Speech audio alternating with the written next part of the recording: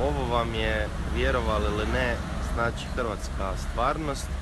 Ovo je ono što čeka u suštini sve one građane naše zemlje koji ne mogu vratiti kredite. Znači kuća je okružena, ovo je taj famozno vozilo s tom termovizijskom kamerom i evo vidjet ćete ovdje, tu je i znači policija. Oni su znači sa svih strana okružili kuću. Prije izbora Plenković je obećavao da će zaustaviti ovrhe nad jedinim domom, ali kao što vidite nakon izbora u suštini deložacije idu punom parom i punom brzinom. Nitko ne zna zapravo kada će ovo totalno ludilo prestati.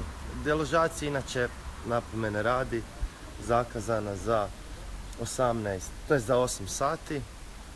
I evo, ja ću malo pokazati ljudima kako to izgleda, znači suma summarum u suštini.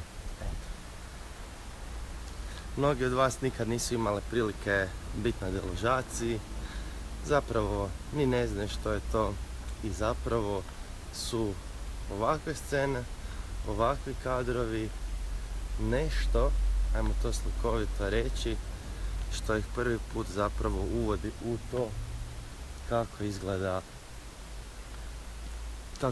te deložacije. Radi se o Šenkovcu kraj Čakovca.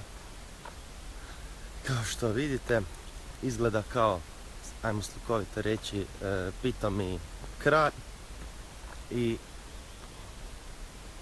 kao što vidite, ovdje tu je postavljena ova traka policijska, tu su i neki službenici. Evo, žena se neka iskida, ne znam zašto.